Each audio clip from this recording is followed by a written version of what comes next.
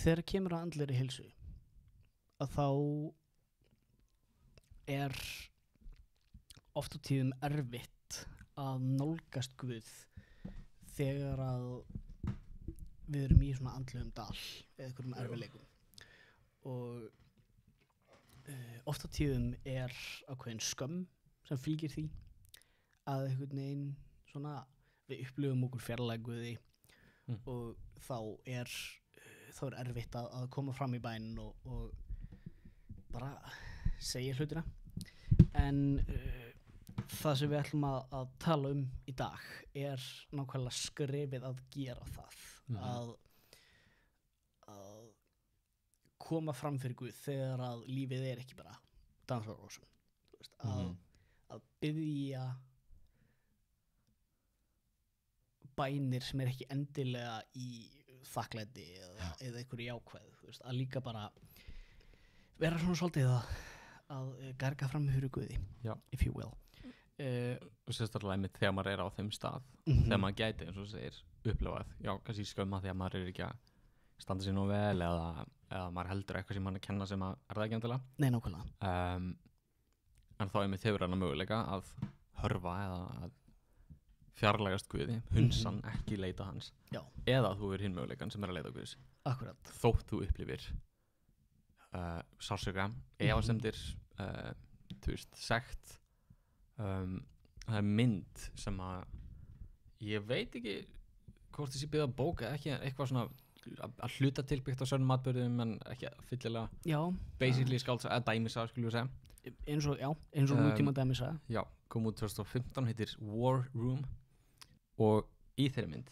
þá sérst að án þess að ég ætla að spoila plottinu öllu og hvað gerist en það basically kona sem að upplifir hjón sem upplifir mikla erfiðleika sem að maðurinn bara ótrúfastur kemur illa fram við hana og vanþakklátur og sýnir vanvirðingu og svo kynnist konan eldri konu sem að basically kennir hann að biðja og fyrir það hafði konan eiginkonan verið kristin að einhverju leyti og kannski fer svona einstaklega sinnum í kirkju og trúir að sé til Guð en sinnir ekki beint bæninni og þessi kona, gamla kona þetta gerist í Suður-Bandaríkjunum það rosalegur Suðuríkjar heimur mjög góð mynd svona, hún svolítið amerísk en ekki eins amerísk og það gerast þetta alveg mjög gott handrit ég voru að horfa hann í gær miklu betra handrit heldur með myndi frá því ég horfði hann áður en allavega, mælum við og þessi kona, gamla kona kennir þeirri yngri, eiginkonni að leita á Guðs og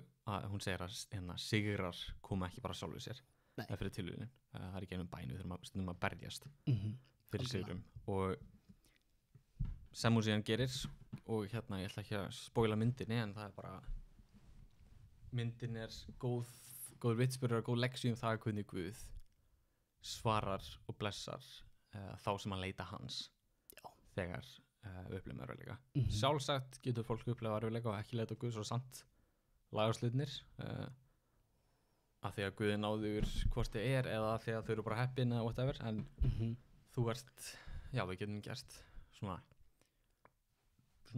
almenna útreikninga svona common sense útreikninga og sagt að þú ert mun líklegri til þess að fá sigurinn og jafnvel tryggt að þú fá sigurinn ef þú biður og leita Guðs Viltu maður lesa og þessi mynd og svona það sem við ætlum að tala um í dag svolítið svona mikilvægi þess að bara að leyfa sér að spyrja Guð spurningana eins og af hverju hvernig og hvers vegna það er svolítið hreinskilin og bara þú veist vera svolítið svona þetta hvað við segja ángistar fulla spurningamerki í bæn af því að það er ofta á þeim tímapunktum þar sem við endum og okkar kraftur á þrotum þar sem Guð starfar Guð brýst í gegn og gerir eitthvað stórkostlegt og mjög gott dæmi svoleiðis bæn Sálmur 88 Sálmur 88 í Biblíunni það eru 2 sálmar í Biblíunni sem eru ekki með von í rauninni eða margir sálmar eru skilur Guð að upplega eitthvað sársauka eða fólk á móti mér og bara það alltaf farast en á þig treysti ég, eða skilur, Já, ég hef trú á akkurat. þér og eða Það er þú svona- svarar bænum mínum. Þetta er í svona skilur Aha. þetta er eitthvað svona, ég er hér, ég er á leiðin niður, ég er niðri, en þú veist, Guð er En góður. Guð, nákvæmlega. En það eru 2 sálmar sem eru ekki svoleiðis, sem eru bara eintómt vonleysi og angist og jafnvel vanvirðing á Guði. Já. Einn af þeim er 88, hinn er 39, við ætlum að kíkja á hérna sálm 88 og ég ætla að lesa hann er 19 vers og svo erum við nokkra punta út frá því og í kringum það að mörguleiti hérna byggt á Tim Keller, félag okkar. Já, friend of the show. Blessuð sem minning hans hérna var með ræðu þennan sálm og komið nokkra góða punta sem við ætlum að stegast við. En ég les þetta er, já, vers 1 ekki vers 1, inngangstexti ljóð, þetta er Kóraíta sálmur til söngstjórans, syngist með Makalat lagi, Hermanns Maskil Esraíta, mikilvægt að koma þessu fram. Þetta er Ég var að ræða hver er þessi söngstjóri. grund og vallar vers í þessu og þú veist, greið Nöðsynlegt á þeim tíma minnst að kosti. ætli söngstjórin hafði verið einn og sami maður fyrir alla þessa, 130 sálma sem ræðir, 50 og ef svo er bara, þú veist, ég tek alla mína hatta ofan fyrir honum. Já. Bara þvílíkur maður. Drottinn, Guð minn, ég kalla daga, nætur hrópa ég frammi fyrir þér. Lát bæn mín að koma fram fyrir þig, hneig eira að hrópi mínu. Þegar sál minn er mett orðin af böli og líf mitt nálgast hel. Ég er talinn með þeim sem gengnir eru til grafar, ég er sem magn þrota maður. Mér er fenginn bústaður með framliðnum, eins og vegnumönnum er liggja í gröfinni, er þú minnist eigi framar. Þegar þeir eru hrifnir burt úr hendi þinni. Þú hefur lagt mig í gryfju undirheima í myrkrið niðri í djúpinu. Reiði þín hvílir á mér og alla boða þína hefur þú látið skella á mér. Þú hefur fjarlægt frá mér kunningja mína, gjört með andstyggð í augum þeirra. Ég er byrður inni og kemst ekki út. Augum mín eru döpur af eymd. Ég ákallaði Drottinn, dag hvern, breiði út hendurnar í móti þér. Gjörðu þú furðuverk vegna framliðina? Eða munu hinnir dauður rísa upp til þess að lofa þig, er sagt frá miskunn þinni í gröfunni, frá trúfesti þinni í undir djúpunum. Eru furðuverk þín kunngjörð í myrkrinu, eða réttlætið þitt í landi gleymskunnar. En ég hrópa til þín, Drottinn, og morgnana kemur bæn mín fyrir þig. Hví útskóður þú, Drottinn, sálu minni? Hylur auglið þitt fyrir mér. Ég er hrjáður og aðþrengdur frá æsku. Ég ber skelfingar þínar og ráðþrota. Reiði blossar þínir ganga yfir mig, ógnir þínar eyða mér. Það er umleikja mig eins og vötn allan liðlangan daginn, líkja mig allan saman, þú er fjarlægt frá mér ástvinni og félaga og gjört myrkrið að kunningja mínum. Úli. Já, þetta er þungur og erfiður sálmur, en þarna er eitt sem skín í gegn, allavega sem ég tek eftir og svona tala til mín. Það er þessi auðmýkt og þessi hreinskilni sem að er bara, veist, að hann skáldið, hann er bara veist, hann er ekki að halda neinu eftir, hann er bara og þarna já veist, hann er bara í algjöru angist og hann er bara að segja, þú veist, frá æsku, þú veist, hann er að lýsa löngu tímabili og hann sér ekki leiðina út, bara engan veginn, en það sem að en þrátt fyrir það að þá, þú veist, þá segir hann, skilur, bæn mín rís upp til þín á hverjum degi og svona og við erum með nokkra punkta þar sem við ætlum svona svolítið að brjóta þetta niður og fyrsti punkturinn hjá okkur sem að er að mörgu leyti byggður á okkar bestamanni, Tim Keller er það að það er þessi þjáning og þessi erfiðleikar sem að við kristnir einstaklingar getum gengið í gegnum, að þú veist að það á til að geta tekið tíma að við vitum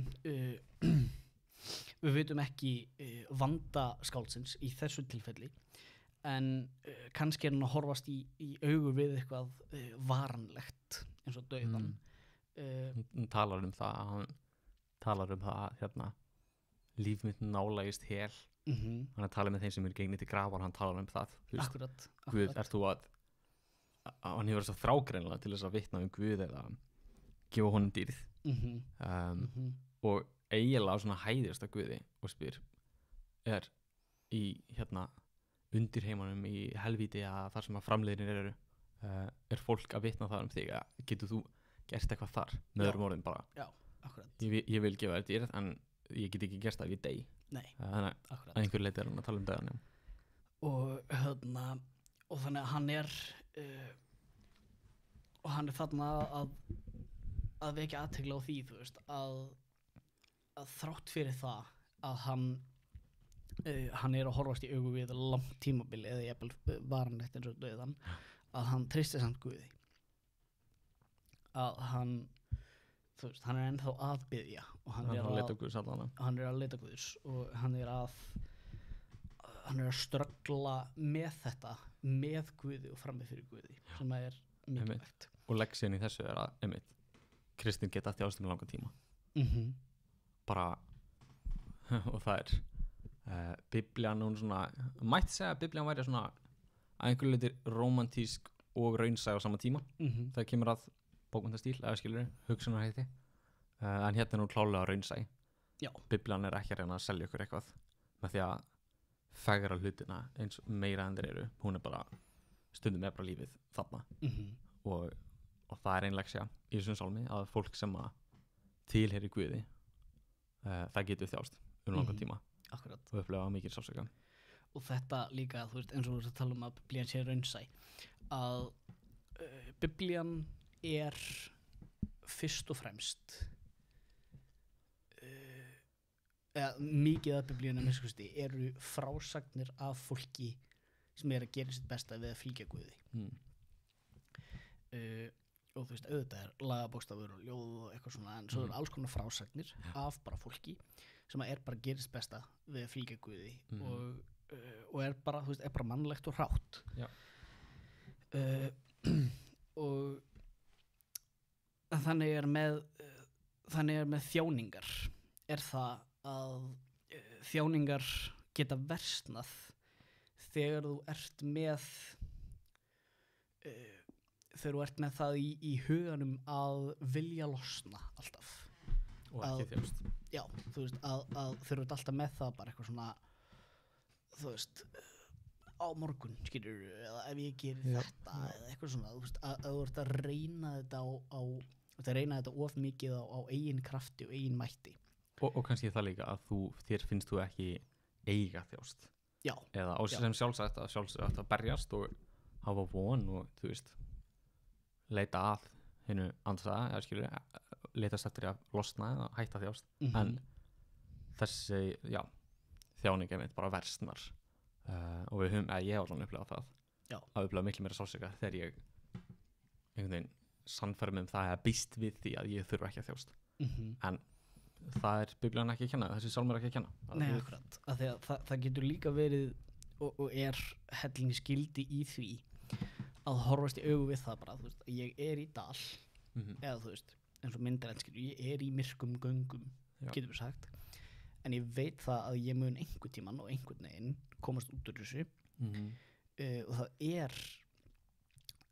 það er ljósi enda gangana en þú veist, ekki endilega halda það í vonina að það séu skilur að opið sé 2 metra í burtu skilur, það getur verið dálítið langt í það en bara að vita það að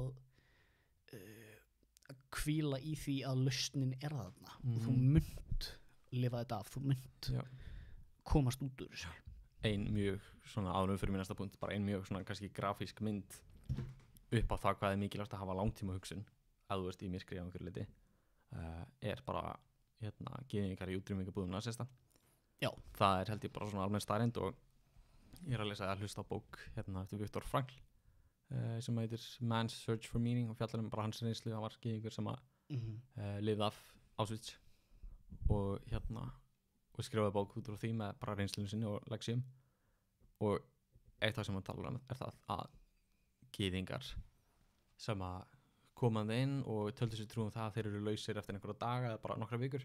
Já. Þeir voru miklu líklegri til þess að deyja fyrr og missa máttinn og farast. Miðað við þá sem að höfðu svona langtíma hugsun, ok, þetta getur tekið tíma, en ég get komist í gegnum þetta. Það er mun vænlegra til ánugurs. Þannig, punktur 1, kristnir geta þjást langa tíma. Já. Við þurfum að búast við því, að vænta þess.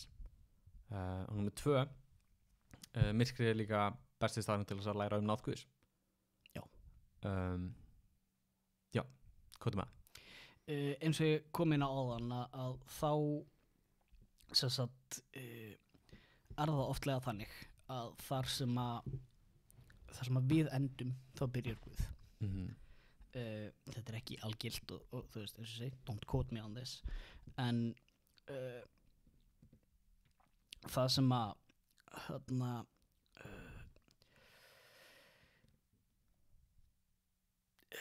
það sem að er svo mikið gildi í þessu er það að í myrkrinu þá leggjum við allt frá okkur. Við leggjum allt til Guðs og hann er það eina sem við getum þá leitað í. Og svo staðreind að þessi sálmur er í Biblíunni er vitnisburður það að Guð skilur þessa tilfinningu að vera algjörlega á botninum, og ég meina það er heil bók þetta sem er Jobsbók. Stóra leksíðan þar er einmitt að Job, félagar Jobs sem voru að þræta og rökraða við hann, þeir töluðu Guð en Job talaði við Guð. Algjörlega. Og það er upp á staði þá sem fyrir þá sem það ekki þá var Job í nótskurn, bara guðlegu maður, Satan kemur, ákæru Guð, hei, hann bara fylgir af því að hann hefur það svo gott, og þeir, Guð og Satan, samþykkja bara, hei, ok, tökum allt sem að Job á, allt gott, auðaði fólk, heilsu, kemur í ljós að hann vill ennþá fylgja Guði, þráttir að Guð hefur tekið allt frá honum. Já. Og Guð launar honum tilbaka margfalt, og segir, Job sýndi að einhverju leiti vanvirðingu gagnvart Guði, og þurfti að iðrast, en Guð segir, Job heyriði mig, ekki þessi menn sem að töluðu mig og á svona mikil dómörku í garð Jobs. Já. Þannig, og segir þeim að biðja Job að biðja fyrir sér, þannig að Guð kálið þeim ekki bara. En einmitt, leksíðan er að Job talaði við Guð en ekki Guð. Engungu. Og líka það sem að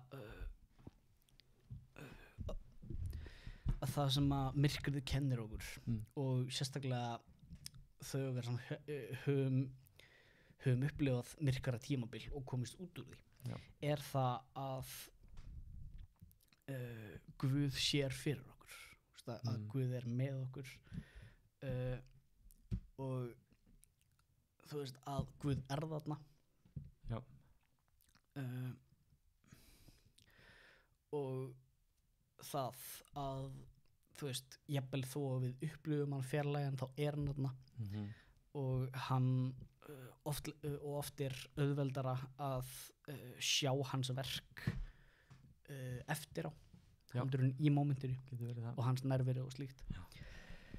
En það er í þessum erfiðleikum sem að, eins og bara Tim Keller orðaði það, ég hef lært saðan 10 sinnum meira náð Guðs í mótlæti heldur en á tímum farsaldar. Það er þegar líf er erfitt og þegar mikið einhver illa sem ég skil betur, ok, Guð er minn Guð, ekki því ég stend mér svo vel heldur af því að hann er góður. Já. Og við erum kristnir af því að, ekki af því að við erum með allt á hreinu eða hlýðum alltaf eða erum svo guðlegir, heldur af því að Jesús stóð fyrir okkur. Já. Og hann er Guð sem fyrirgefur og hann er Guð sem skilur og hjálpar okkur. Og það er eiginlega þriði punkturinn sem er það að við, rétt eins og þetta sálmaskáld, þurfum bara að upplifa okkur yfirgefin af Guði stundum, þótt við séum það ekki, af því að sá sem raunverulega var yfirgefin var Jesús á krossinum. Já. Jesús var yfirgefin á krossinum, svo við þurftum bara að upplifa okkur yfirgefin. Og það var þar sem hann tók á sig ultimate þjáningu í rauninni. líkamlega, andlega gjörsamlega niðurlægður félagslega líka og þjáðist fyrir okkar syndir, tók á sig dóm okkar og upplifði bara mesta sálsöka sem hann getur upplifað. Já. Ekki bara sýnilega, heldur var hann bara að drekka bikar reiði guðs, hann var að taka á sig andlegan dóm. Myrkrið, og í þessum sálmi í hebreskunni uppröðlega textanum þar til að svona enda sálmin, eða sálmurinn er endar á orðinu myrkur, bara minn nánasti vinur, kuningi minn, nánasti vinur minn er myrkur, búið. Og við getum sagt að myrkrið varð eini vinur Jesú á krossinum til þess að við getum vita að hann verður alltaf okkar vinur, til þess að við getum alltaf haft hann. Og kannski svona niðurstaða í þennan þátt eða eitt ágætis vers sem að er meiri von í heldur en í þessi sálmi er 5. vers í sálmi 34.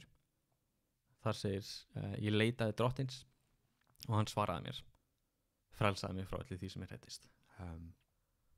Og þetta er okkar áskorun til fólk sem að þjáist andlega. Nú erum við búin að taka eitt þátt í svona okkar reynslu á allir í vanlegan og eitt þátt í svona nokkra leksjur úr biblíunni og atriði sem maður ætti að huga, og punkturinn með þessum þætti sem við viljum skilja eftir er bara að leita að Guðs.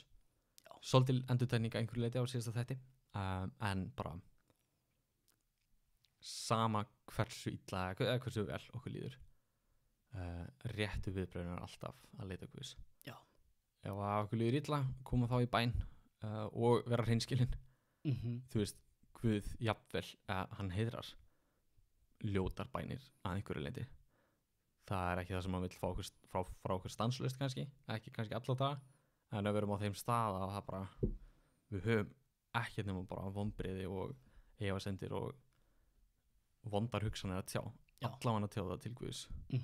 Bara Guð, kannski fyrirgeðu, en bara ég var með að treysta þér, mér líður illa, mér líður eins og þú sést búin að yfirgefa mig, og þar þegar við leitum drottins sem að hann svarar okkur og frelsar okkur frá allir sem fræðist. Það er kannski, það er heldur punkturinn í þessum þætti, leitum Guðs þegar okkur líður illa.